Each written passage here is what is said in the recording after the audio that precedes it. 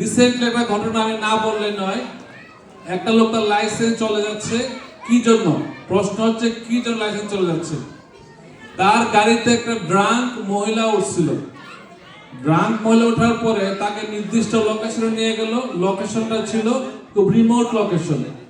এই মহিলাটা ড্রাঙ্ক, সে বাংলাদেশের কায়দায় মনে করছে কি তার একটু হেল্প করি।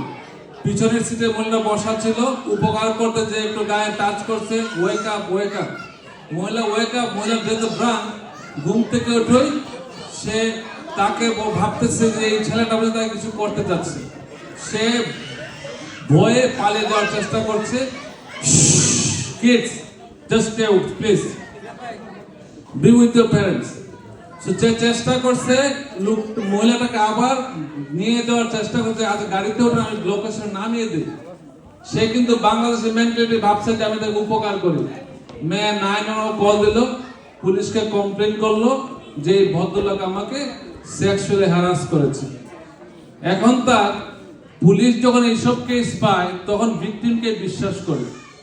আর যেহেতু আর সে এমন কাজটা করছে যেটা রিমোট এরিয়া যখন ছিল, মহিলা ঘুম থেকে উঠে না, 7 মিনিট সে ওই অজ্ঞান অবস্থায় ছিল। এরা কোনো ইয়া নাই, ডকুমেন্ট নাই।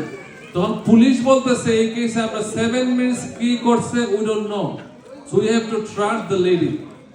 এই ট্রাস্ট করার কারণে তার এখন হয়তো 10 বছর, তার সে আমার কাছে আসলো যে স্যার আমাকে অফার আসছে, হয় 10 বছরের জেল নিবা, না হলে মানে অনেকগুলো কাউন্ট, এগুলো বললে আপনাদের অনেক সময় লাগবে।